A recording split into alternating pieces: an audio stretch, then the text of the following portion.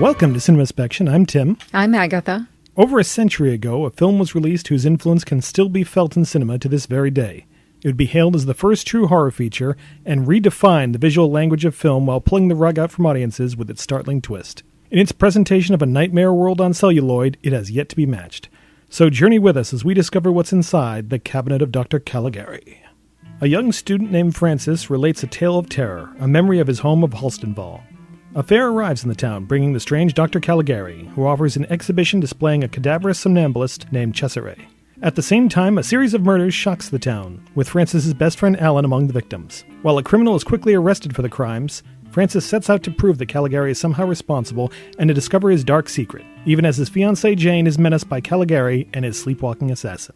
As usual, we'll be discussing the cabinet of Dr. Caligari in detail, so if you haven't seen the film and wish to remain unspoiled, we recommend watching the movie before listening to the rest of this episode.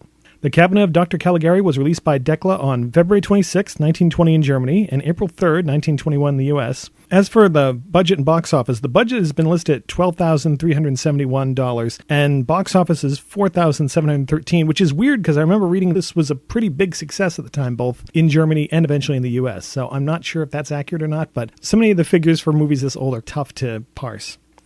Okay, so Agatha, what were your first experiences with the Cabinet of Dr. Caligari? Surprise, surprise, freshman year of art school. Our art history 101 survey. And unfortunately, I was a freshman, so I was exhausted. And I think I napped through most of it. Blasphemy. Well, I know. But it was exhausting being a freshman. I can only imagine. And it was dark, and I believe it was an 8:00 class. Ooh. Yeah, so it was rough all along, but what I saw of it I really enjoyed, and I regret not having a class later in the day so that I could have seen the whole thing first on the big screen instead of just parts of it. My appreciation for it has grown over the years based on better knowledge of art history and also film study. You can't really fully appreciate anything until you've had some kind of basis for understanding what it's about. So I could look at it and say, wow, this is very visually striking. But if I don't have the background to be able to make connections or to understand visually what's going on, there's only so much I can appreciate it. And I'm sure as time goes on, I'll have a chance to appreciate it even more. For me, this was, for many years, one of those movies I heard a lot about but didn't get to see. My mother would tell me stories of seeing it late at night and how creepy it was. And I remember reading about it in a book. In fact, I think it's on the shelf to your left there, Horror in the Movies, that described it. And I really wanted to see this thing. And then finally, one Christmas, Mom gave me a really cheap Good Times Video VHS of it. Those public domain copies of the movie were really hard to watch, but at the very least, I got to see it. And I loved it. I was fascinated by the look of the movie. It really was my first experience with Expressionism. And even though I didn't totally understand it then, and I'm still working my brain around it now to some degree. We all are. Expressionism is one of those quasi-art movements that it can be a lot of things and it can be a lot of nothing. So it's, don't worry, you're amongst friends here. None of us really have a grip on it. Anyway, this movie was one of the big three movies that really made me love silent films, specifically German silent films. You had this, Metropolis, and Nosferatu. And I used to get up early mornings when the whole house was asleep, and it was the only time I could really get the TV and VCR to myself, and just watch those kind of movies late at night. And watching them, I used to especially love them without a music score. It just made it creepier to me somehow when it was just dead silence. And sometimes they'd have that low hiss of the videotape and it almost felt like a projector. And this sounds really morbid, but just watching a movie like this, especially now knowing everybody on screen is no longer here with us. Wow, I didn't think about that at all, but go ahead. Let's get morbid. The movie is over 100 years old. Yes. So it almost feels like something from another planet, from some other dimension. You know, this weird story just kind of coming out of the screen at us. Especially this one, where the visuals are so distinct and the world it presents is so bizarre and askew.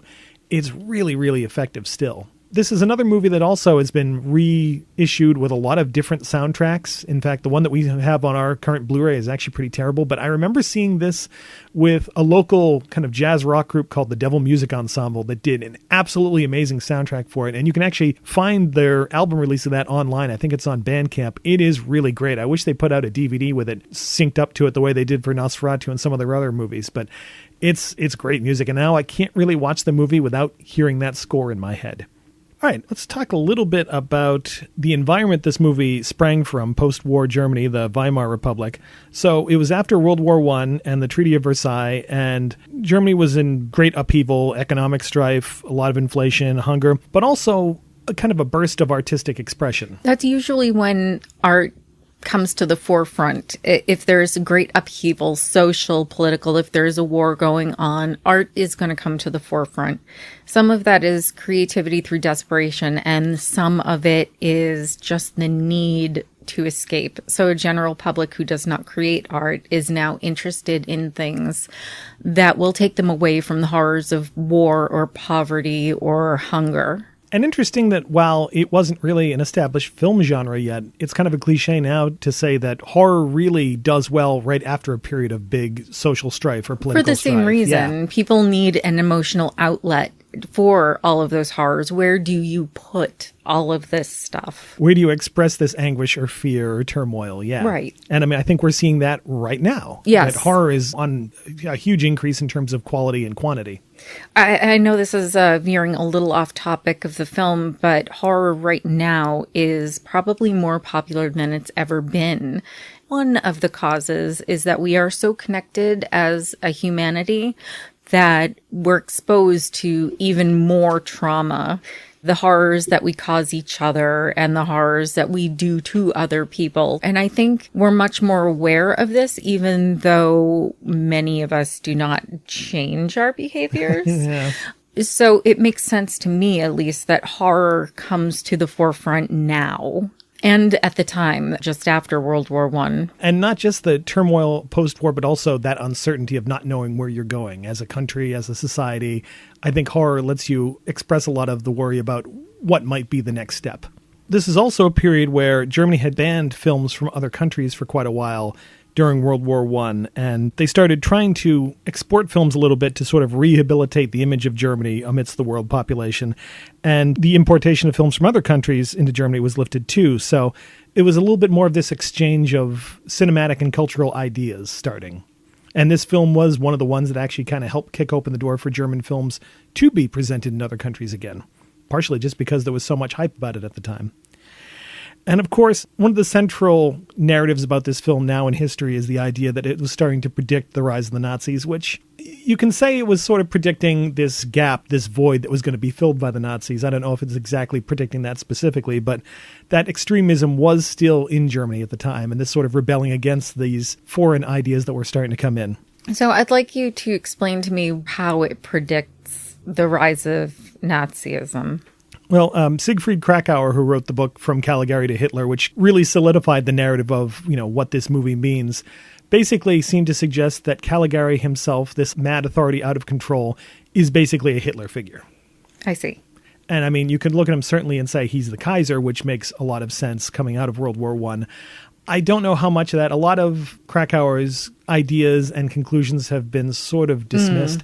I'll admit I've never read that book. I keep meaning to, because I know even though a lot of the ideas in it are kind of discounted now, it does seem like such an important text. Yes. I just didn't have the time because it's a huge book. I personally, I'll accept it as a theory. I spout wild theories all the time. Oh, I'll have my own pretty soon on this one.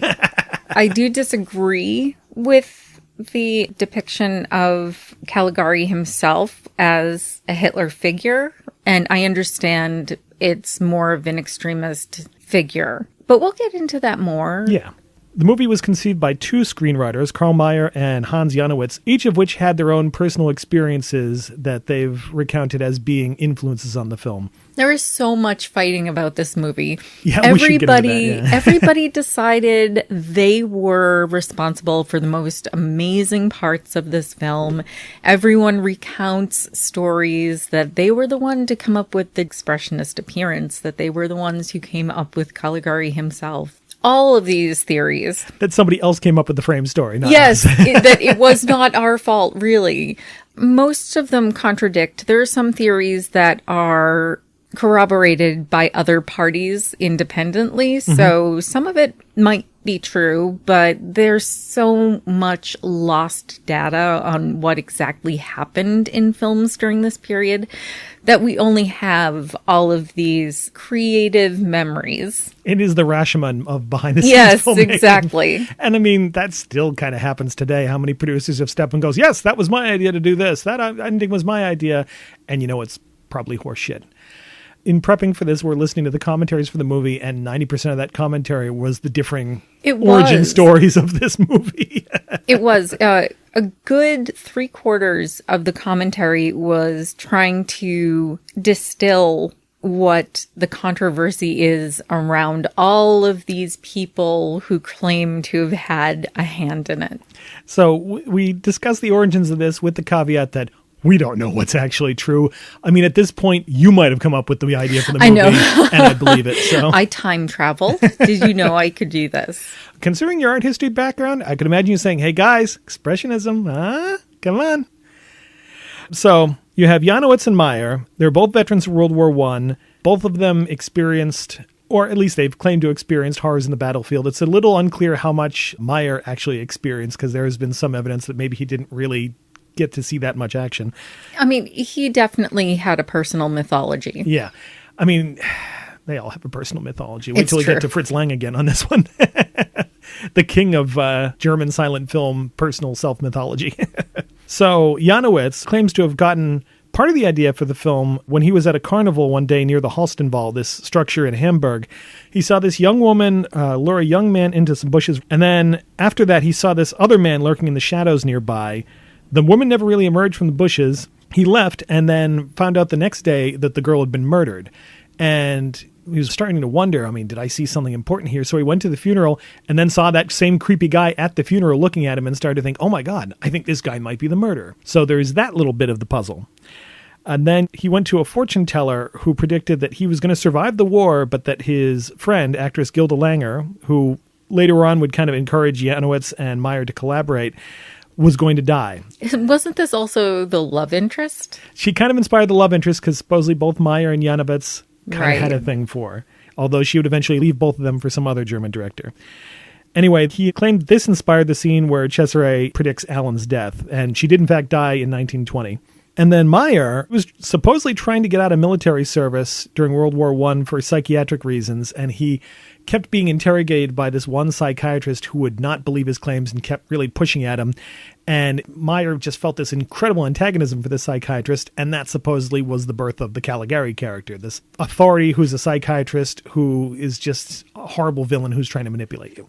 So this was either an early example of Catch-22 or a direct inspiration. Yeah, I wonder if Joseph Heller heard about this. Right, I don't know. I'm not sure. That's something I'll have to look into. Meyer would also claim that the name itself, Caligari, came from a book, Unknown Letters of Stendhal, where this French author supposedly discussed this officer named Caligari, this Italian officer that he encountered, although it's been suggested that this is a falsehood as the name actually doesn't appear in any of Stendhal's letters. So already you can see wait, is this true? Is this true? I'm not sure. For a film where reality is very weird and wobbly, it kind of makes sense that the behind the scenes is too. So anyway, the two of them met. They began discussing collaborating on a film because they were both fans of film, which was still a new medium then. And they went to this circus sideshow in Berlin called Manor Machine, where this guy could be hypnotized and he'd perform these great feats of strength, lifting heavy objects and things. And after he'd become hypnotized, sometimes he would mutter these prophetic statements. And that was kind of the last piece they needed. That became basically Cesare. And then the whole thing pretty much swirled together into the film as we know it. So they maintained that they wanted this script to represent the horror of brutal authority and the misuse of authority, like the Kaiser sending all these young German men to this horrible war where they'd all suffer and die. There have been suggestions, though, that this is something that other people read into it and they were like, yeah, oh yeah, that was our idea. Absolutely, sure. Which is most of art, honestly. Yeah. Some people go in with intention and that's wonderful. I'd say most of us just wing it and, hey, this works. Let's talk about it this way. I mean, it's certainly possible that was a subconscious idea in their brain. Yes. After the things they've encountered. I can't imagine somebody could go through World War I and not have some kind of effect in there, not have it in the background somewhere with anything that you're working on. But yeah, supposedly when Krakauer was talking with Janowitz and kind of forming his theory. It seems like it kind of transferred back to Janowitz, and he's like, yeah, that was what I meant. Absolutely. So then they brought their script to Erich Palmer, the very famous German producer, who was then the chief executive of Decla, and later on would move on to be the head of UFA, which is one of the biggest German film companies. They eventually produced Metropolis.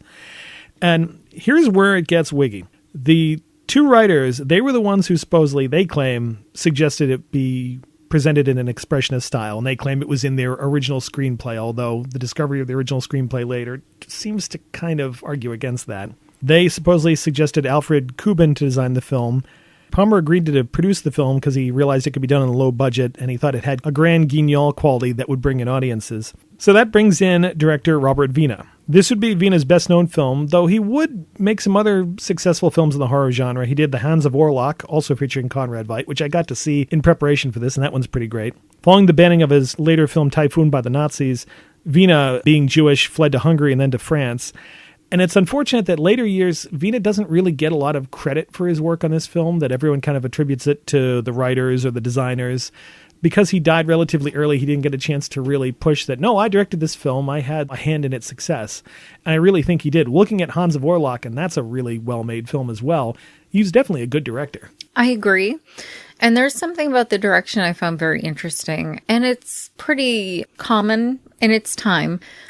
The camera does not move. It is a static camera, and I understand part of that is to maintain the illusion of the set pieces and to make sure that everything was angled properly. So I think because the direction, and I mean the cinematography, the camera angles are all static, a general audience has trouble seeing that direction as more than just where you place the camera. Mm-hmm. A director can get overlooked when the camera is static. And I think you see it also in the way he cuts between scenes. Like, there are certain scenes, especially the ones in Jane's house, where there's a dissolve within the scene where you're in a wide shot and then it dissolves into a closer shot of the characters in the room. Right. That I found really fascinating. Or the use of irises, irising in and irising out on certain things. One of the things that I found interesting about the irises is some of them were the circular irises that we've come to expect, but then there were some that were squares tipped on their corner, so there were diamonds. Yeah, and that shape came up a few times, like particularly when Alan gets his prophecy from Cesare. There's this amazing moment where the four characters are in this diamond shape on the stage, right, with Caligari to the left, Cesare up top, Alan to the right, and then Francis on the bottom. And it does play all four of them against each other, but it also reinforces the angular look of the film. It's like, no, remember, these are all angles. Nothing here is real. Or great bits like at the end of the movie when Francis is back in the mental hospital and sees the patient who looks like Cesare, and Cesare is framed in the cabinet. The same shot right there. There's a lot of visual work that he's doing in there beyond what's in the set dressing or in the costumes that really helps give this movie the qualities that it has. And supposedly Meyer suggested Wiene was in tune with the story's theme because his father, a stage actor, had a lot of mental problems later in his career, so he felt like Wiene kind of keyed into that when he was directing the movie. Supposedly, Palmer originally wanted Fritz Lang to direct this, but Lang was busy directing The Spiders, so he couldn't really do it, although allegedly he helped make some of the suggestions that are going to come up later. But again, being Lang, who was the king of self-mythology, as we discussed on our Metropolis episode, it's hard to say how much of what he suggested he actually did. I don't know. All right, and now this brings it into German Expressionism and Expressionism in general. So this is probably best your arena. Oh my gosh. Sorry, if you want to describe a little bit about Expressionism. Okay. Let's see if I can do this. Okay. So Expressionism is a lot of emotion, and it's shadow and light, and it is, the problem is it's also color, and it's different from Cubism, so that some of those angular sharpness isn't Cubism, but it kind of is. Expressionism is so many different things, which is why it's called a quasi-movement instead of an art movement of its own. It has a lot of crossover with even Impressionism in some forms. While it isn't quite as foggy as Impressionism is, it isn't depicting true color most of the time. It's using vibrant, heightened colors and bigger, more bold paint strokes. for this film, we're focusing more on shadow, artifice, and a lot of art pre-20th century was representational. So to have a piece of art be like, no, I'm not even going to pretend. I'm not going to even pretend that I'm a thing. I'm a painting. And that's what we get on film with Caligari. We know that everything in it is heightening some sort of emotion, whether it be fear or, I think, madness. The whole film just radiates madness, to the point where our characters are made up to also have this expressionistic appearance so that their faces are heightened in expression. Yes, it's common in silent film of the era for that to happen, for faces to be heavily made up. But in this film in particular, they take great pains to make sure that the expressions on the face are also static. So while there's some movement, there's always one expression there. So Expressionism is sort of a question mark, some Cubism, some Impressionism, some Surrealism. It's a lot of different types of movements muddled together, all with the goal of heightening the emotion. As a kid, I thought I knew exactly what it was, and the more I've gotten older, the more I'm like, yeah, I'm not quite sure. That's the problem. That's the problem. When you sit down and you're like, I'm in a 101 art class, you're like, yes, I know exactly what this is. But then when you get into it deeper in your studying, you're like, I have no idea. Because I've heard a lot of people refer to Nosferatu as an expressionist film. And there I look are at that. Expressionistic moments. There are elements, yeah. But right. Overall, that film is a lot more realistic. It's shot in actual locations. Most of the sets look pretty much like real places, except for like one particular character, the vampire in that one. And certainly we've seen this sort of visual expressionism trickle down into more realistic movies. Like I think film noir owes so much, obviously, to German expressionism in terms of in its use of light and shadow, cinematography, camera angles, and even other films that you wouldn't normally think of it. Like I would go as far as Invaders from Mars has a bit of expressionism to it, in that the sets in that aren't particularly realistic in a lot of cases. I understand what you mean, especially the hillside that's going over and you know that the set has stopped right there. Or, I mean, there's like the weird jail cell in that movie that makes no logical sense, things like that. And you see that in many other films as well. A lot of people have imagined that Caligari is marketed as an art film. Supposedly, it was instead distributed more as a mainstream film that had artistic aspects as a way of sort of getting not just German audiences, but other audiences internationally involved in being interested in like, oh, yes, this is a strange film. Okay, so I'm going to make a comparison here that might be a little odd, but I'm going to go with it. Barbie.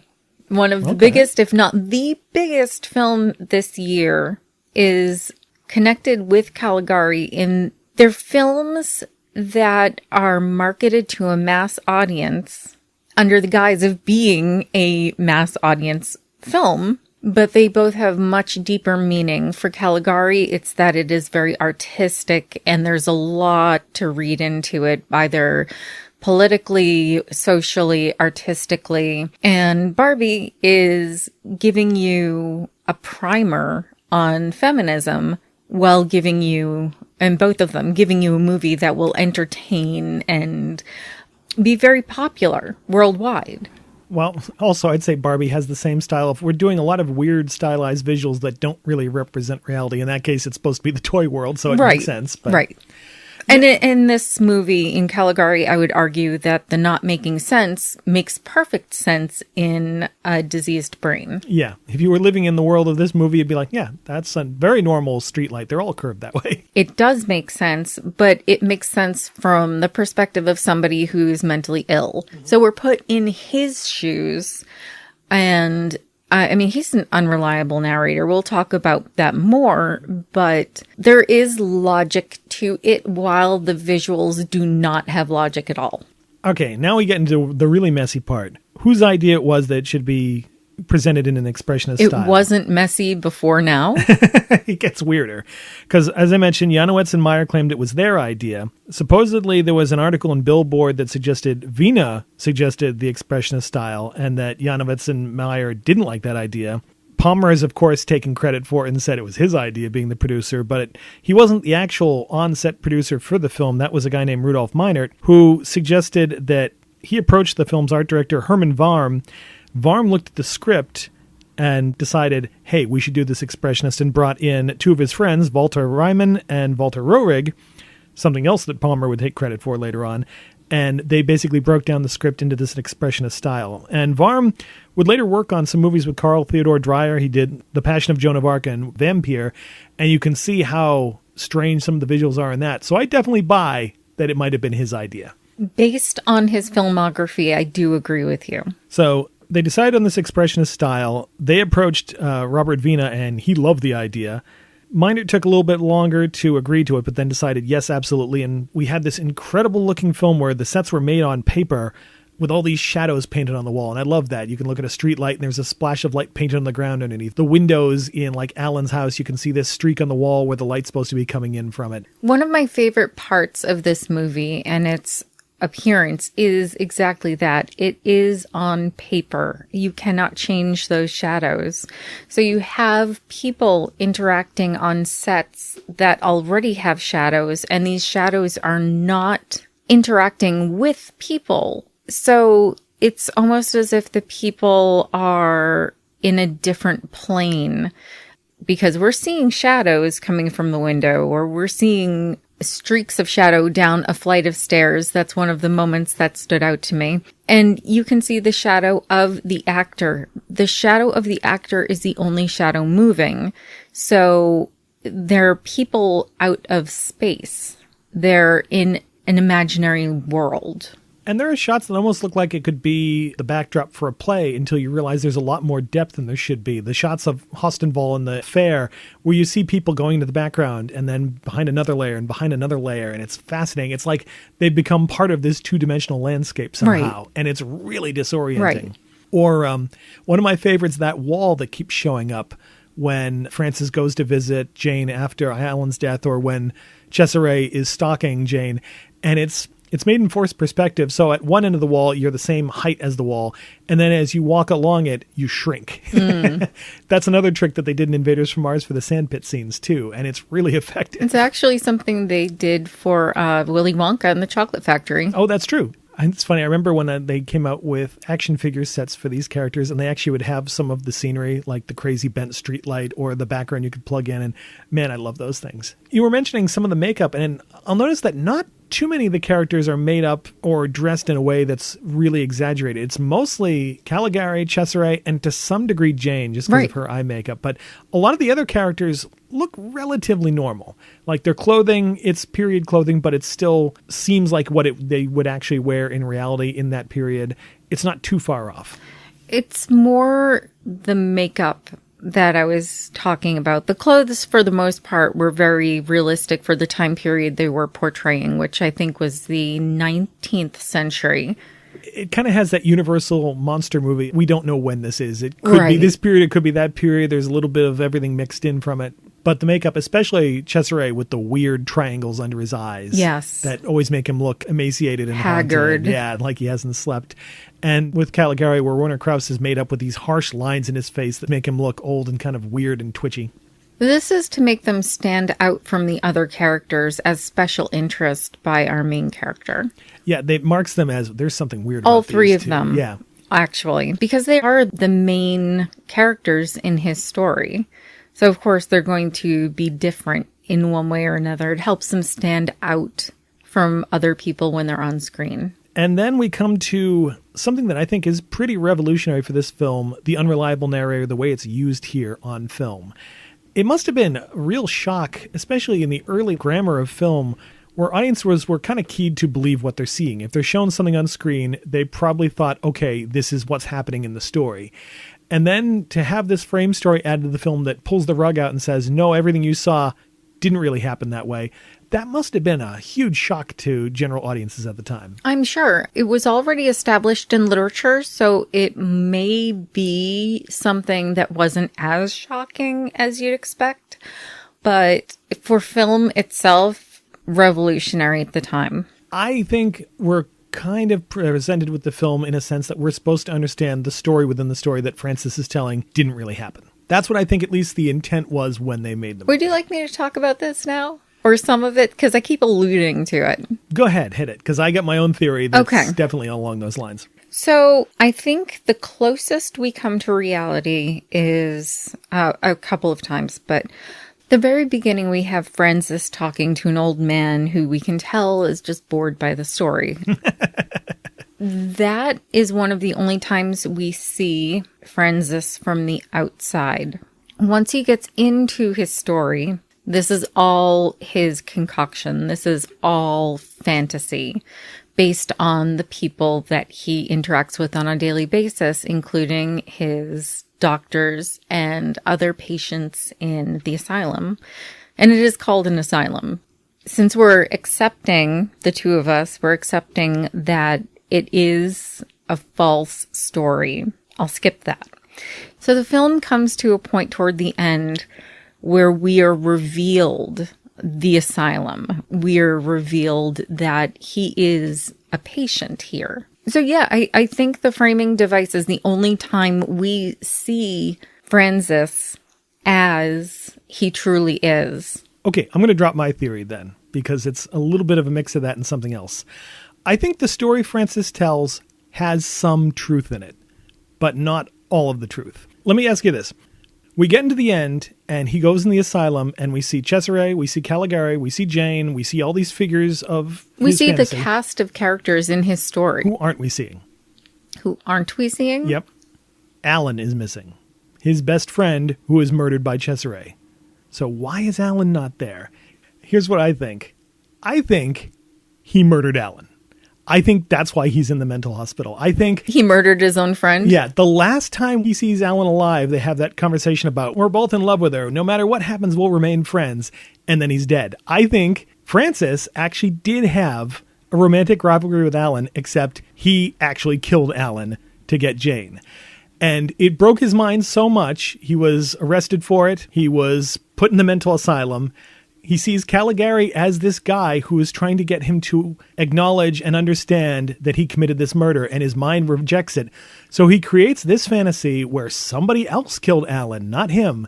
And Caligari is this horrible guy who's trying to use these weird tricks to control him and can make people into something they're not. Like make him a murderer by making him acknowledge he's a murderer. In which case, Cesare, this figure, he takes this guy from the mental hospital and turns him into this figure in his fantasy, is basically the murderer side of him. It's this figure who kills Alan, and then what's his next thing? He chases after Jane. So these two motivations that we assume in the movie are like Caligari's buried motivations that are being acted out through Cesare.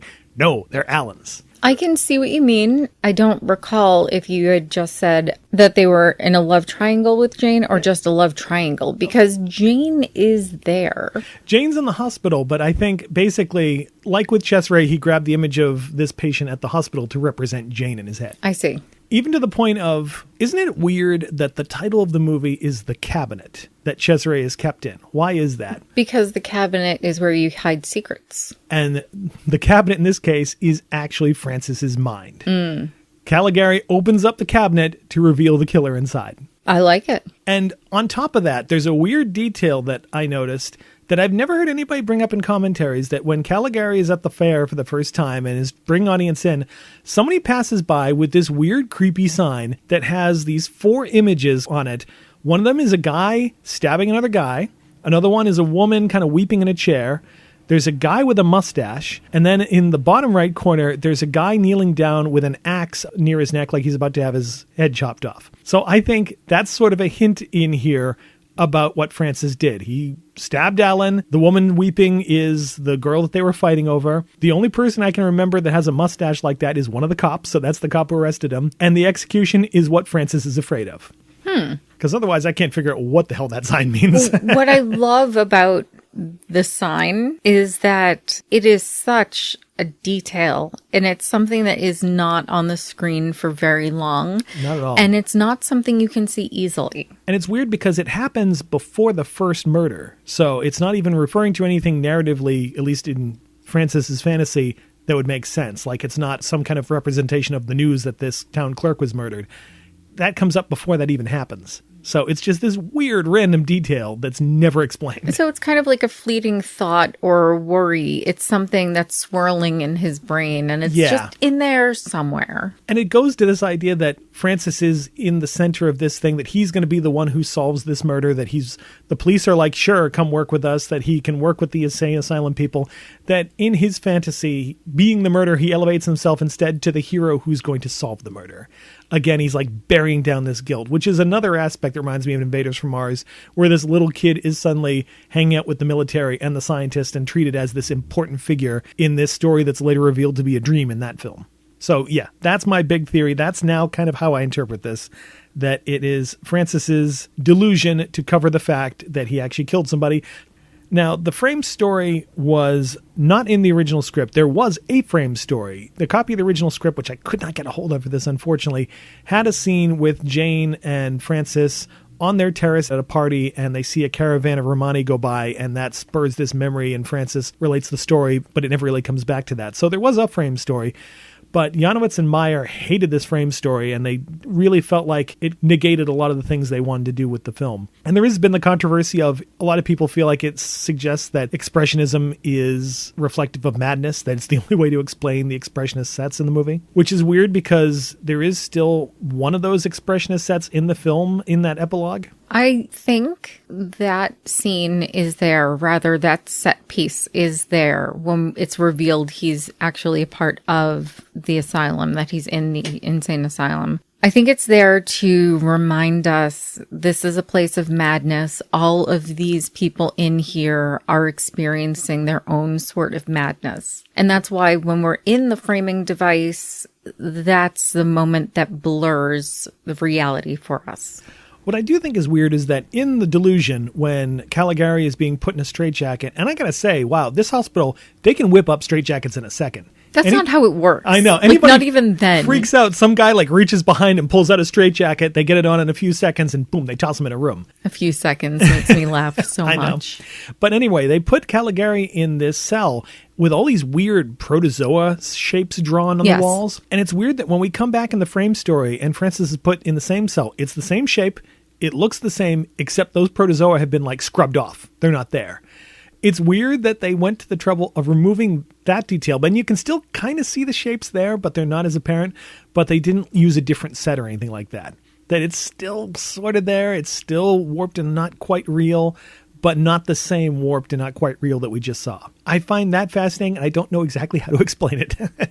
If it wasn't an accident or just missed continuity, I would argue that it's another hint that this part is still delusion. This is still part of his madness. I'm still also trying to figure out what the protozoa represent necessarily. I can't figure out a way to apply that to insanity. The only way I can think of it is that these are just bizarre shapes that don't belong on a wall. And they suggest movement, which is, another hallmark of Expressionism. Nude descending down the staircase.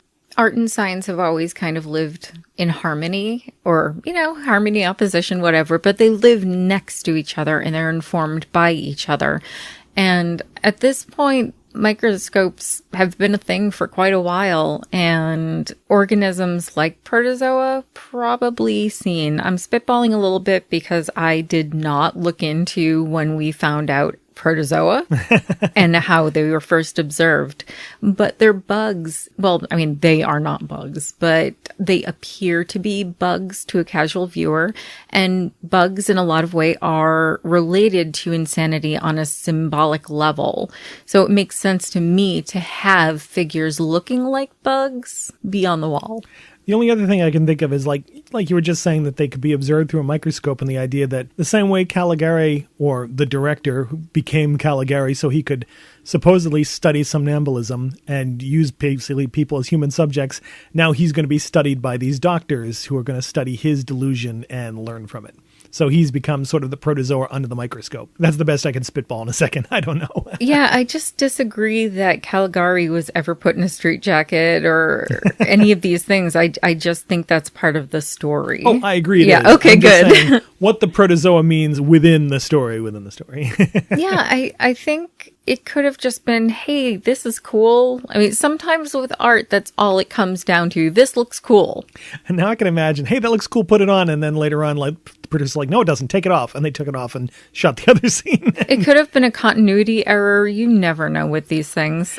It's got the Kubrick thing, though, of like, it seems so deliberate. I don't know if it's a continuity error. It seems like it's a lot of trouble to remove it after it's already been on there, but still let it be seen a little bit instead of just painting it black or something. Something else about this unreliable narrator story is I wonder if this was an influence on The Wizard of Oz, this idea of, hey, all these people from this reality are now going to filter into the fantasy. You know, you got the Scarecrow, the Tin Man, the Lion, you've got Cesare and Jane and Caligari. If this was the first example of that, and if that made its way into Wizard of Oz and all these other films that have sort of used this idea. It's definitely filtered through to other movies. I love the comparison between the framing story for The Wizard of Oz and the framing story for Caligari. And I personally agree with you. I don't know if there's any documentation on it, but I'm willing to buy that. I do remember this terrible horror movie, one of those Wes Craven Presents ones called They, that had at least one of the alternate endings on the DVD was basically ripping off this, where this woman who's been attacked by these weird creatures, and then she wakes up and she's in an asylum, and all of her friends who have been killed by the creatures and her are patients in the asylum. And it was really terrible. And then there's the last shot of the movie, though, that there's something a little sinister about the way it irises in on the director's face, where you're like, maybe he is Caligari? What if everything that Francis said is true, and we just left out the part where somehow Caligari got the upper hand again and put him in the mental hospital and is still playing the part of the benevolent director? Especially because that iris in kind of mirrors the first iris in that we get on Caligari when we first see him in the movie, when Francis is first starting his story and he just kind of walks out of the distance up to the camera. So I just need you to clarify for me, do you believe that the director and Caligari are actually the same person, that Caligari, aka the director, is actually guilty of murder? You mean the director in like the epilogue in the frame story? No, I don't. Okay. I couldn't tell, and I'm just saying trying to figure out what you meant by that. I'm just saying that last shot, the way it's framed, the way it lingers on his weird expression does kind of give this little bit of uncertainty there, and I think that's on purpose. So let's start talking about the actors and the characters. First up, Warner Krause as Caligari and the director. And for the sake of simplicity, because it can get really confusing, for all the stuff that's in the frame story, he'll be the director. For the stuff within the hallucination part, we'll just call him Caligari, even though he's the director there too, who becomes Caligari. But that'll just be Caligari, director, make it easier. So in the main narrative, of course, the traditional interpretation is that he's a portrait of authority gone wrong, kind of representing the Kaiser manipulated Germany into war, manipulating innocent people into murder, sending Cesare out to kill and die. The depiction of him in the movie as this psychiatrist who's so fascinated with somnambulism that he's willing to do all this horrible stuff to study it, and to study if somebody who's sleepwalking can do things that they wouldn't normally do while they're awake, kind of makes him sort of a proto-mad scientist, sort of a very early version of the cinematic versions of Frankenstein and all the other mad scientists that would follow. I won't say it's like anti-intellectualism, but this fear of going after forbidden knowledge, especially in psychiatry. My slight disagreement is that psychoanalysis was fairly young at the time, and... Young? Yes, a great pun that I didn't know I was making. No, I'm okay with this. But what ends up happening a lot with Frankenstein and Caligari is that they're too closely compared, because I think while Frankenstein is trying to harness the power of God, and he's trying to create life, and he is performing a science that appears to be sort of magical, because it's a body, a physical form, rather than the mind he's tampering with. Like, even though he is using a brain and he's jump-starting the brain and we get the monster, it's different from taking a human who has no other alterations whatsoever and just tampering with the mind. And that becomes mysticism and magic rather than just a science beyond that. I mean, behavioral health, even now, eludes us. We still haven't really gotten a grip of it. It ends up being try this, try that, and it's an elimination. For the most part, none of it is measurable. So it isn't quite a science in the same way that, say, chemistry or biology is a science. So it's closer to magic and mysticism, which I think is why in his delusion, Francis makes him a sideshow performer, someone who is touting to have these magical or mystical powers.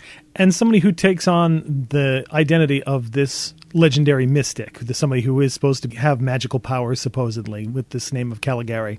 How far, I wonder, does the director actually start to believe he is Caligari? Does he just take this on as a role so he can go in the carnival, or does he actually start to think he is Caligari? Again, I know it's part of the delusion. I know. My problem is, like, why are we even talking about this? I mean, he's not Caligari. But at least as Francis is concerned, I have to preface everything with... Francis does not realize the director and Caligari are two different people. You know what I mean? Like, he doesn't realize that Caligari doesn't exist. For him, Caligari and the director are one and the same. Well, he reaches a point where he reads his journal and knows how he kind of went on this path in the delusion. So he does kind of accept that part, that this guy was a psychiatrist who turned himself into Caligari. But so it's weird that how much of this operates on a level of reality where it's like, okay, this might not be happening, but what does it mean within the level in which it's happening? At least with Frankenstein, creating something out of dead parts and giving it life, you could imagine there is some practical application to the science he applies there.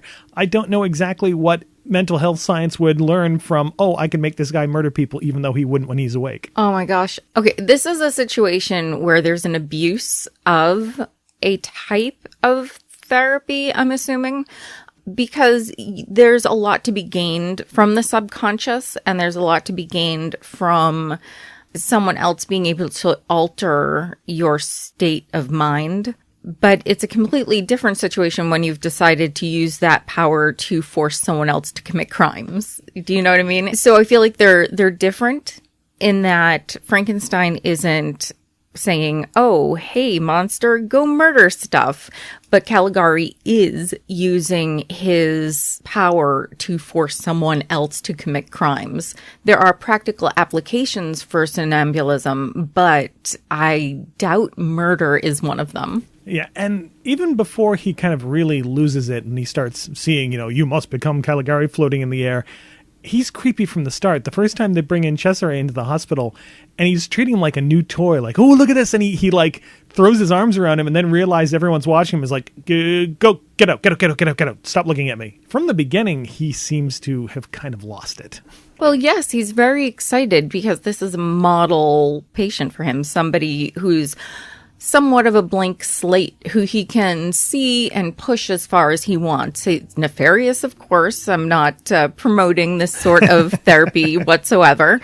Therapy in heavy quotation marks. Yes, big quotation marks. But I also need to make it clear that I allow dream logic in a lot of movies. It's something I love about film. So when we're talking about the motives of Caligari in the story, in what I'm calling a delusion, I can't leave Francis out of it. Francis is always there because he is retelling this story. We're seeing everything through his lens.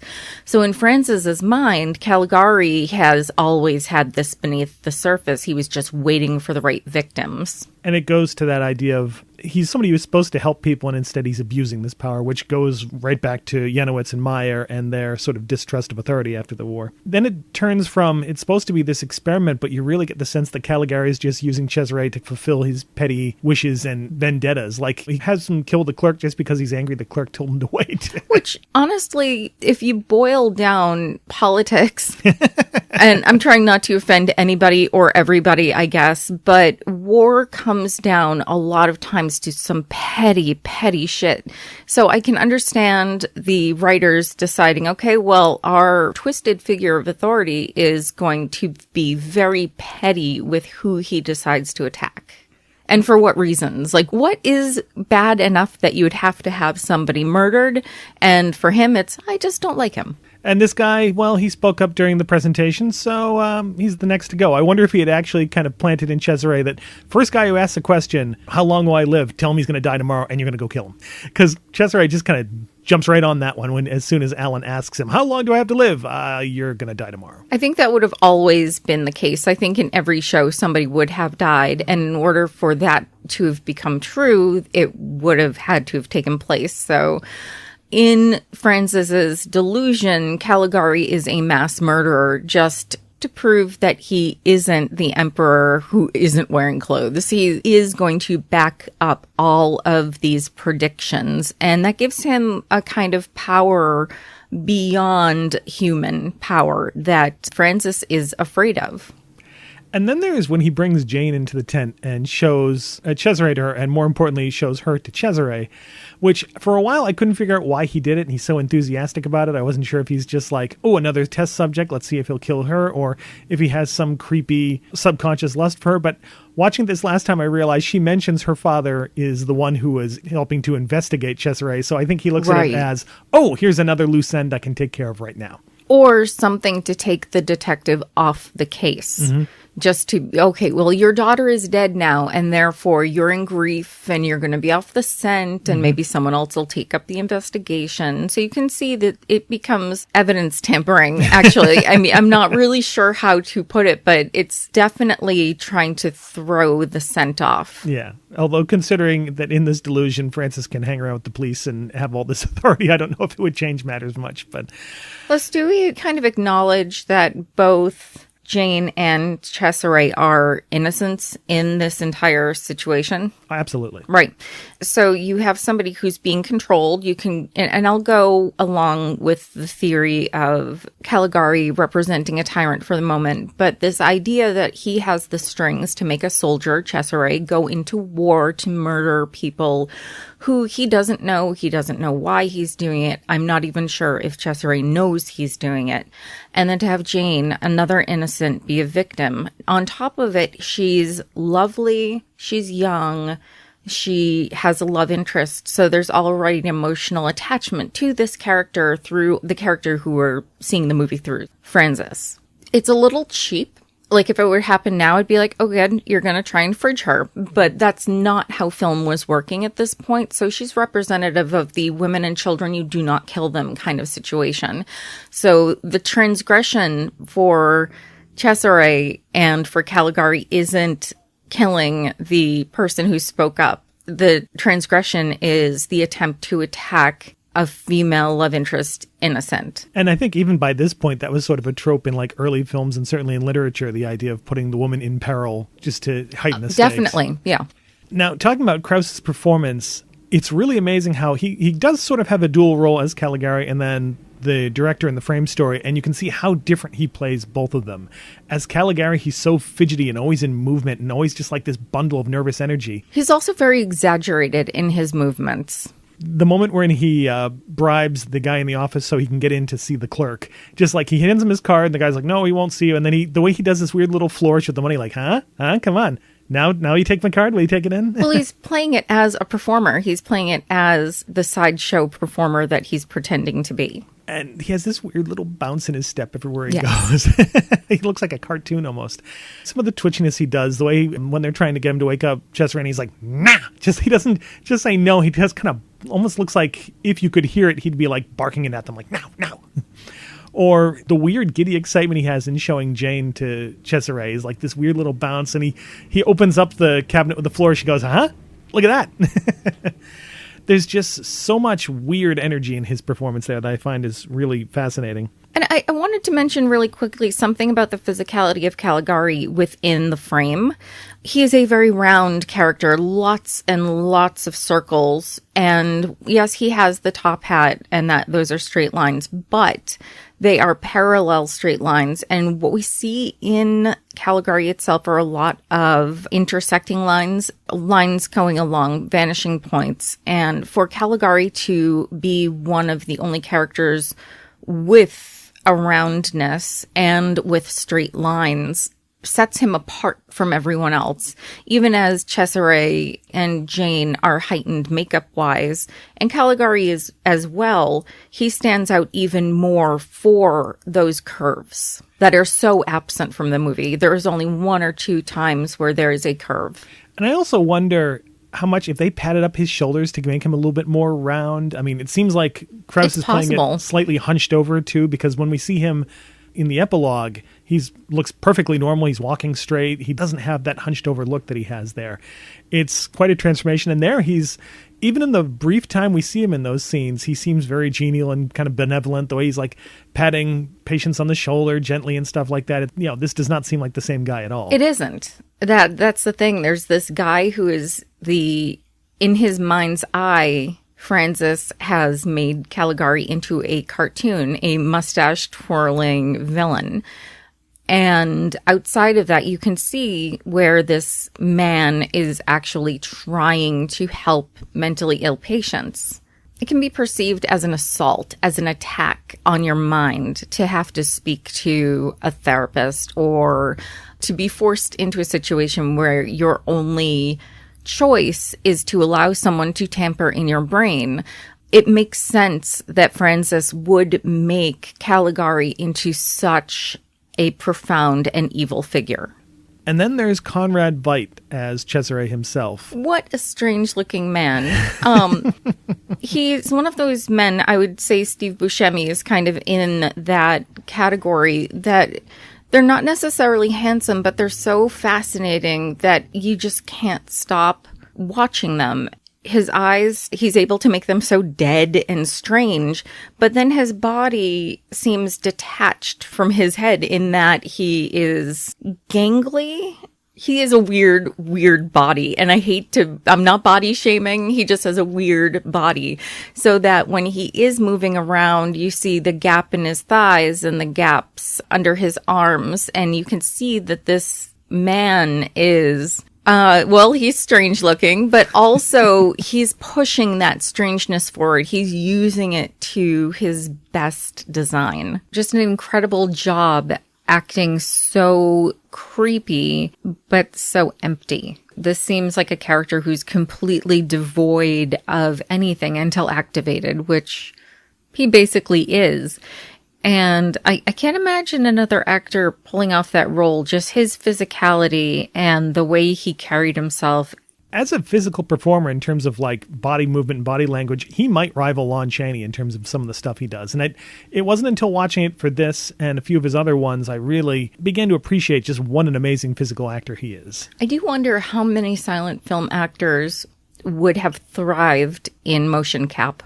Yeah, that's a good question. I think he would have done fantastic. Yes. It's kind of interesting that when they did choose to remake this, they got Doug Jones to play Cesare. Exactly. So. That's exactly what I would have done as well. Now, Veidt we've seen in a few other movies, The Man Who Laughs, which I think is still his best performance. He was in The Hands of Orlok, also directed by Robert Wiene. Waxworks, where he plays Ivan the Terrible, and he's amazing in that. And most people probably know him as the evil Major Strasser from Casablanca. But some of the things he does, that iconic moment when he wakes up in the cabinet, when Caligari awakes him for the audience, and his face just has this weird twitching that almost looks like his face is rippling as he's waking up, and it's a long shot, and it takes a long time for his eyes to open, and then there's just that horror in his eyes as his eyes finally open. He still looks very zombie-like, though. That's an incredible shot, and it's one of those ones that, watching it in a better quality, like we have the nice Blu-ray from Masters of Cinema, and it's a lot sharper, you can really appreciate all those little facial tics that he puts in there that kind of disappear in some of the grainier public domain versions. So, taking Cesare as this sort of metaphor for German soldiers in World War I who are forced to do all this violence, you can also see his abduction of Jane and the creepy assault implications in there. Might be suggestive of some of the darker impulses that were kind of unleashed in some soldiers that would lead to war crimes and other extracurricular violence that we hear about sometimes in wars. But that is an interesting thing, that we don't really know much about who Cesare is before Caligari got a hold of him. He's just this somnambulist. Supposedly he's been asleep for most of his life. And yet, not killing Jane is the one moment we see where he seems to impose some of his own will on what's happening. Because he's clearly sent to murder her. He has the knife. He's ready to stab. And then he just stops and can't quite do it. Again, this is a story, so it's a fairy tale. And of course, she's irresistible. She's so irresistible that Cesare can break through the conditioning of Caligari. It does kind of go to the classic monster and the girl Yes. archetypes there. And when he does grab her after she wakes up, it's the most animated we see Cesare in the whole movie. He has this kind of weird cackling expression as he's grabbing her and pulling her off the bed, which, God, I love that shot where the bedclothes are kind of going with her and it looks like that her dress is really long. I had assumed the first time I saw it, I was like, how long is this dressing gown? And then half of it fell away because it was sheets. And I was like, oh, that makes a lot more sense.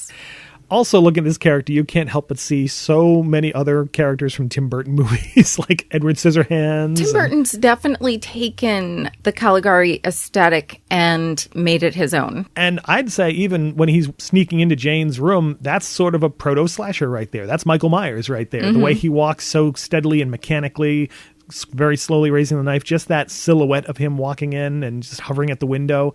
You see that in so many slasher movies. Then we move on to Francis, our sort of main character, played Francis. by Friedrich Feher. Feher as Francis. Francis. Francis. Yeah, yes, I'm used to Francis from the English translations, but yeah, this one is Francis with the Z, which is really weird. Which is how I will be pronouncing it the whole time and have been. I wish I had, but I kind of defaulted to Francis, but Francis. It's more fun. I do want to talk a little bit about how, for her as an actor, I feel like he's actually a little bit more, at least in the first half of the film, a little more nuanced than you'd expect. He's not quite as expressive, certainly not as much as Veidt or Krauss, but he does kind of underplay it to some degree more than you normally see in a silent film. There's a lot of it where it's just kind of playing on his expressions on the camera where he's not going really over the top, which might be so that when he does go over the top in the frame, it means a little bit more. That's what I think. I think he absolutely pulled the performance back so that we believe Francis is telling the truth until we realize, wait a minute, there's something wrong with this guy. This story isn't adding up.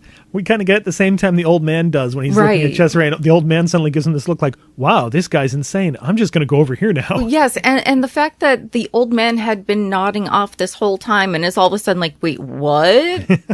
This guy is a little bonkers. Again, it must have been really jarring for an audience of that time to see the guy that we've accepted as our hero suddenly acting really insane and looking really insane. That must have been one heck of a shock. And I do think there are times when the movie frames him a little bit to suggest a connection with Cesare, like I was suggesting. There's a moment in the police station where he's talking about how he's going to solve this crime, and two cops kind of move away, and he just kind of lumbers into the center of the frame very slowly, staring at camera. That looks a lot like when Cesare comes out of the cabinet for the first time. Well, he feels as if he is Cesare. He is definitely the person whose mind is being tampered with by Caligari or the director. So he sees himself in a situation where he has no choice but to do what Dr./Caligari wants him to, and would explain why Cesare is so attracted to Jane and has a way to break through that conditioning, because Francis is Cesare. Yeah, which again makes me wonder if he was going to kill Jane, then like, I'm going to kill Jane because she rejected me for Alan. No, I can't do it. Then there's Lil Dagover as Jane. I feel like I'm calling her little. She's a little Dagover. Oh, she's so cute, Lil Dagover.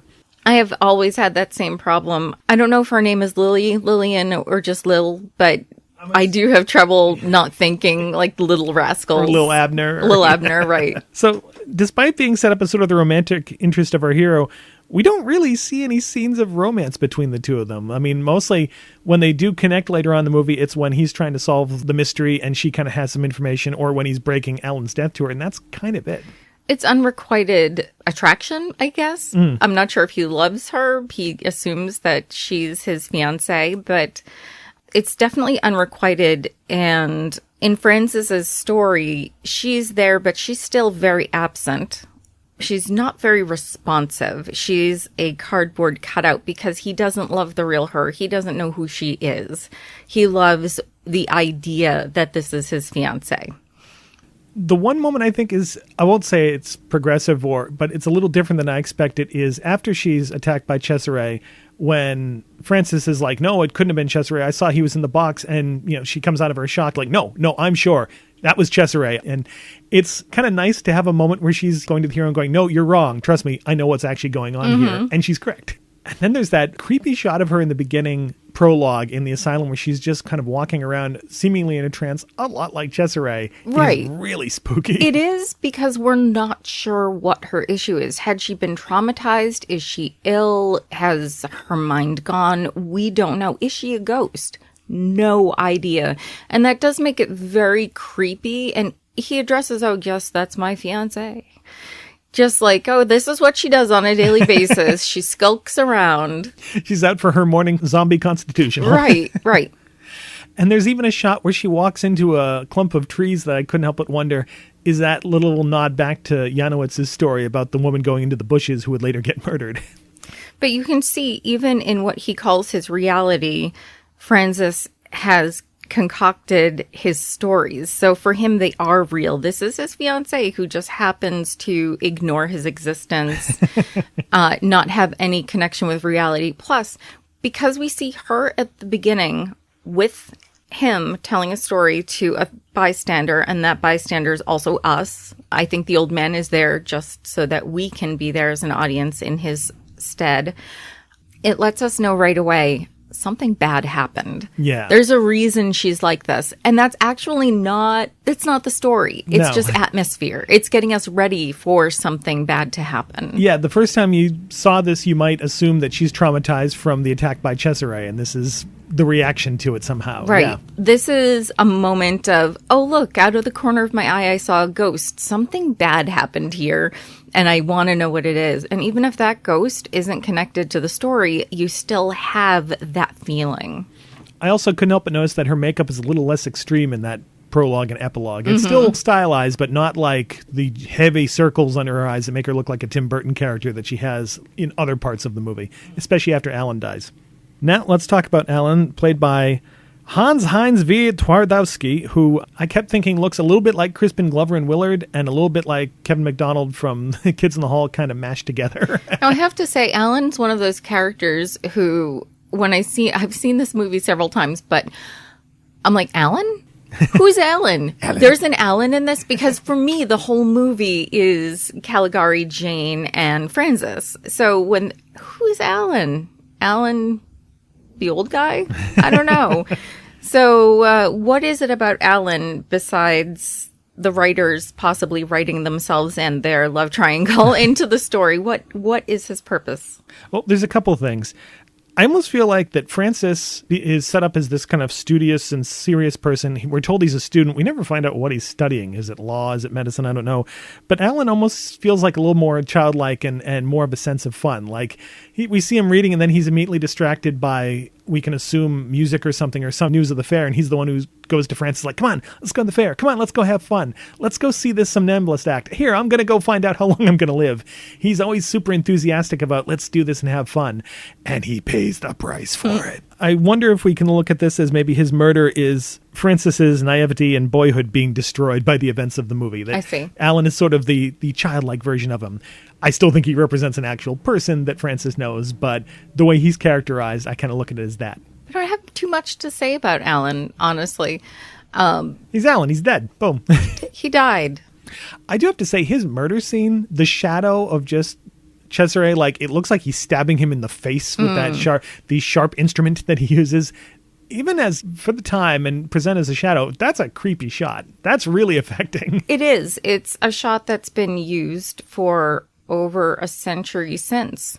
It's something that is the most expressionist about Caligari, this idea, this menacing shadow that has volume, that shadow has weight to it.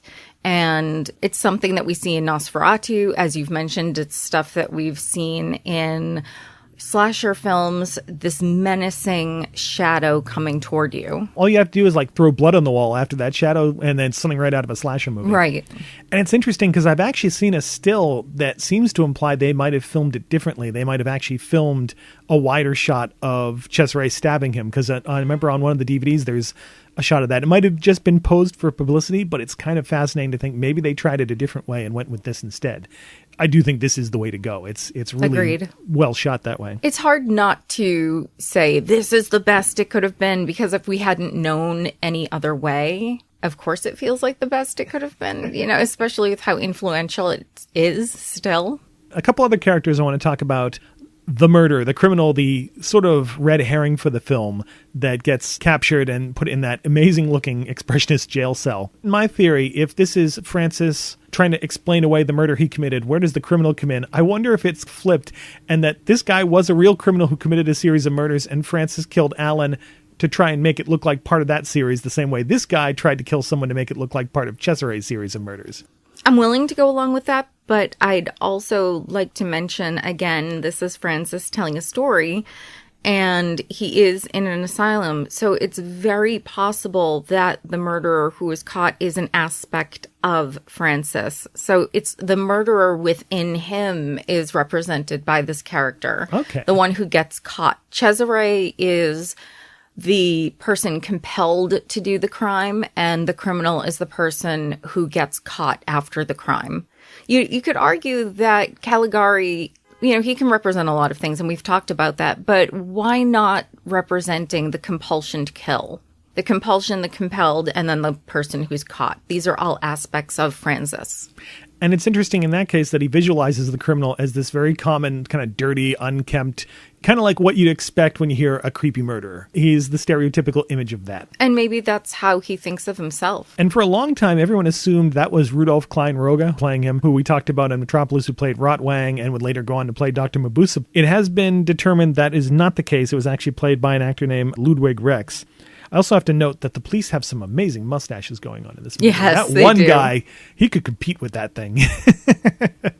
And then there's the old man who's in the framing story. And he has that weird opening comment about how he was driven from his home and his wife and child by ghosts and spirits. And it's like, we never really come back to what that means. I assume that's just his delusion That's since his he's story. in hospital. But it's interesting to kind of start the movie in this frame story where we're not supposed to know he's insane with a statement that really makes him sound insane. Wouldn't it be interesting if Caligari had actually been an anthology and you visited 2 or 3 of the different asylum patients and listened to their story as well? Like 15 minutes, you've got the cabin of Dr. Caligari. 15 minutes, you have, I don't know, the something else of Caligari. So that by the time you get to the end, you could frame it like one of those, we're all meeting at a pub house kind of thing, except, maybe they're all in the living room of the asylum. And you find out, of course, at the end that Caligari is the director. And I mean, it's a completely different film. I kind of like the idea of it. That sounds like an Amicus movie. In fact, that sounds like Asylum when they did do that with, review all these patients and figure out I who's loved not true. Asylum, and I forgot about it. So, well, yes and no, but I mean, I would keep all of the expressionist backdrop. Yeah, absolutely. And it's not something you could do now without it being a ripoff of a lot of other films, because those ideas have been explored to death. But I still like the idea Nothing's of it. original. And now that supposedly Amicus is coming back and is going to be doing movies again, I want more of that. I love that style. Right. Okay, so let's jump into some trivia for the movie. This movie was a big success when it actually did go internationally. It played at one Paris theater for 7 years. Wow. Which doesn't surprise me. I can totally imagine this being a sensation, especially with the way they promoted it. Weeks before the release of the movie, they just had posters with the tagline, "You must become Caligari," all over Berlin without telling anybody what it was. It was almost like kind of the Cloverfield of it, staying like, this is weird, mysterious, you want to know what this is, so go check it out. Early 20th century viral marketing. Yeah, and still effective. The initial reception for this in America was a little bit mixed. When the film opened at the Capitol Theater in April 1921, supposedly some audiences booed and demanded their money back, and there was actually a lot of protests. I actually found some pictures of it where right after the war, a lot of American audiences like, we don't want movies from the people we just fought in a war, and we also don't want American filmmakers and technicians having their stuff replaced with stuff from overseas, so get rid of this. And that's something that we hear now as well. Not specifically German, of course, but through the years, whatever geopolitical thing is going on, people tend to rally for or against depending on their beliefs. So it makes sense to me in a way that audiences would be like, well, that guy, we just had war with them. Why are we watching their art? Why are we giving them money kind of stuff? I can see it. We've just had that with Russia, Right. with the Ukraine situation. Absolutely, Right. yeah. And that's just something humanity's always done. I think we vote with our dollar a lot more often than we'd care to admit. And supposedly after those protests, the theater had pulled the movie, quietly replaced it with an American one. Everyone was happy. And then like a couple months later, they just put Caligari back and nobody really noticed and it did well there. The American premiere also featured a live prologue and epilogue with an actor playing Cranford, the old man that Francis talks to at the beginning of the movie, who introduced the story and then would inform the audience at the end that Francis was fully recovered from his delusion. So it was a frame around a story. With a flashback. I guess they felt the Americans needed some sort of resolution that, oh, Francis is okay now. You don't have to worry. It's all fine. No surviving copies of the original script were believed to exist until the early 1950s when Werner Krauss revealed he still had his copy. After he died, it was purchased by the German Film Archive and Deutsche Cinemathek, and it remained unavailable for public reading until 1995 when a full transcript was published. Unfortunately, I can't find a copy of it. I ordered what I thought was it, and it was just literally a transcript of what happens on screen. It's not the original script, so I couldn't read that prologue that wasn't used, and any other differences. I'd love to find it because I'm really curious as to what that original script is like. And if it does include any of the expressionist direction, I'm guessing probably not. As for the legacy of the movie, I don't know where to start on this one. I know. Caligari is filtered through every form of art we have, from the fine arts to the low arts, honestly. It's everywhere. I mean, we've talked about the use of light and shadow, and we've talked about serial killers, and we've talked about the framing devices, the revelation that your character is an unreliable narrator. I mean, it goes on and on. Everything has been touched by Caligari. I mean, there's actually a word, I can't remember if it's Caligari-esque or Caligari-ish. There's like an adjective to describe that style of film now. And there were attempts to make a sequel or a remake by the original filmmakers. Around 1934, after he left Germany, Robert Wiene wanted to make a remake with Jean Cocteau playing Cesare and doing surrealism instead of expressionism. That didn't really happen. Hans Janowitz wanted to make a sequel called Caligari 2 with Fritz Lang. That didn't really happen. There was a sequel proposed called The Return of Caligari that was going to be directed by Ernst Matre that was supposedly going to have Caligari as an ex-Nazi, which, well, you can see how that would have worked.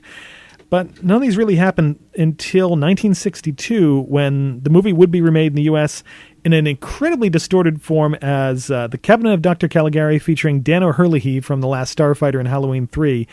The script was written by Robert Bloch, and we watched it, but it is essentially just a random psychological drama that has Caligari's twist kind of grafted onto the end of it. It wasn't very good. And there's also the bizarre erotic film Dr. Caligari from 1989, which features the granddaughter of Caligari performing bizarre experiments on asylum patients and is very avant-garde. They just released that on Blu-ray, I think. I have not had the chance to see it. It looks really nuts. And there was a U.S. remake using green screen technology that composited actors into the original backgrounds, released in 2005. That's the one featuring Doug Jones. It was pretty good, actually. I mean, certainly not on the level of this movie, but it was neat to see, and Jones's Cesare is predictably pretty amazing. As for the visual influence of the movie, directly after it, you can see it in a lot of the Universal horror movies. I mean, James Whale certainly grabbed some stuff for Frankenstein in terms of the design of some of the sets, especially Frankenstein's laboratory and the weird dungeon that they keep Boris Karloff in that film. Robert Florey, who loved German Expressionism and was going to do Frankenstein originally, worked into some of his horror films, as I'll get into with my recommendation later. Even random stuff like, I remember seeing Scrooged for the first time, and when we see that future scene in the asylum with the little kid, and all the angles are weird, and Bill Murray's leaning against the wrong walls, I'm like, that's very Caligari-esque. Mm-hmm. And I already mentioned Tim Burton. It's all over his stuff, definitely. I was thinking a lot of the weird interior decoration of Beetlejuice after the yuppies get hold of the place.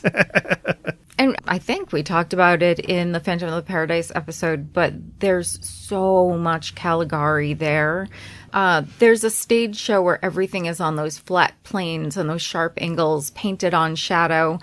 And the three characters who start the performance have very Cesare-esque makeup and clothes. In fact, the physicality of the main performer is very much like Conrad Veidt. Even the introduction of Beef in that, where they open up the coffin and he just kind of goes, ha! That's Cesare's intro there. It is. The movie was a heavy influence on the music video for Rob Zombie's Living Dead Girl, with Zombie in the Caligari role and Sherry Moon Zombie in the Cesare role. Would we call it an influence or just it's an homage? Yeah, exactly. Yeah. There's no reference here. This is a one-to-one.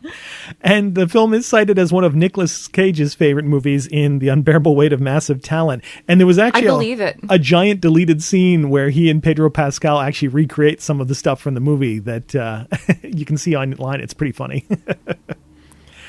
Okay, what's your favorite scene?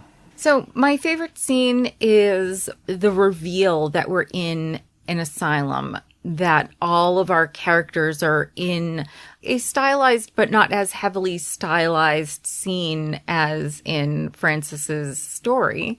And we can see all of the characters that he'd been describing. We see his love interest, we see Cesare, we see Caligari, and we're very much in an asylum. The reveal is in our face. And it's something I'm still a sucker for. I like a good reveal. I like a reveal that has spent the entire film building it up and making you think maybe, maybe not. I'm not sure. And then being like, you still don't know, but your idea has been solidified whichever way you want it to go.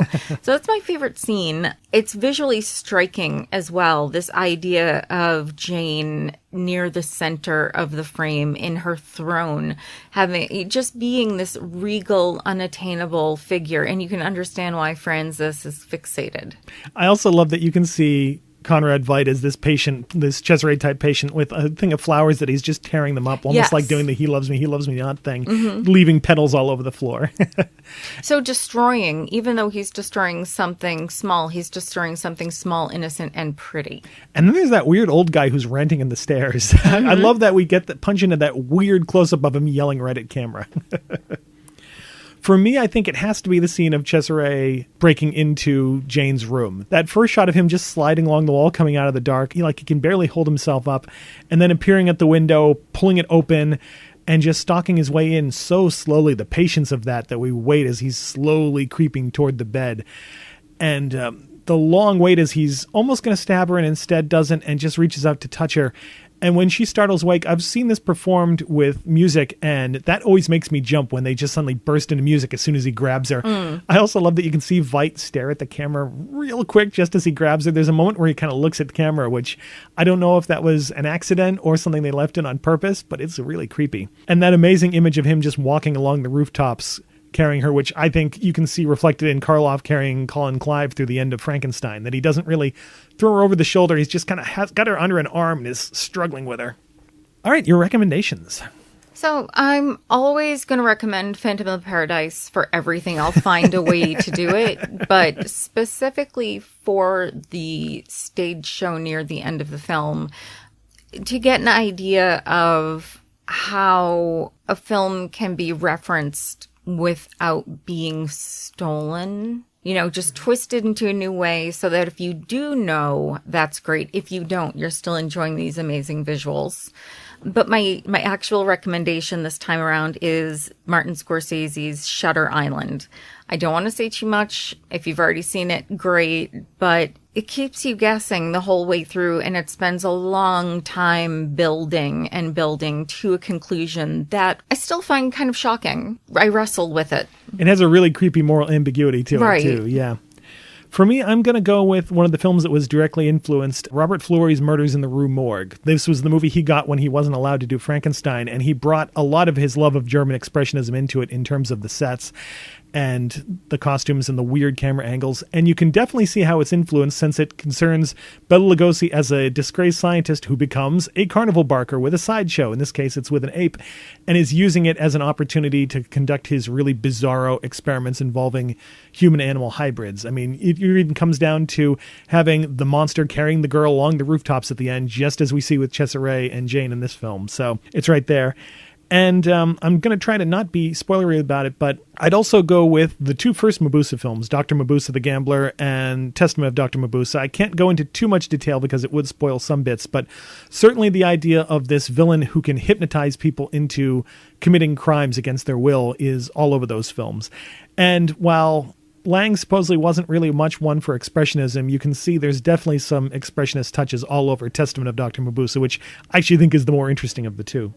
Okay, that ends our discussion, but not the conversation. If you'd like to have your say about the Cabinet of Dr. Caligari or feel that we missed something, check out the comment section for this episode on cinemaspection.com and start talking. Email your comments, complaints, questions, and suggestions to cinemaspection@gmail.com. You can also like our Facebook page or follow us on Instagram at CinemaSpection. We are no longer on Twitter, but I am on bluesky@tlas.bsky.social. Our show is available on Apple Podcasts and Stitcher, as well as Spotify and Amazon Music. So if you like what you hear, please subscribe. If you have a moment to spare, please leave us a review as well. We appreciate your feedback, and your reviews help increase our visibility. We'll be back to discuss the movies next time. Until then, thanks for listening, and remember to keep watching closely. There's more to a movie than what's on the screen.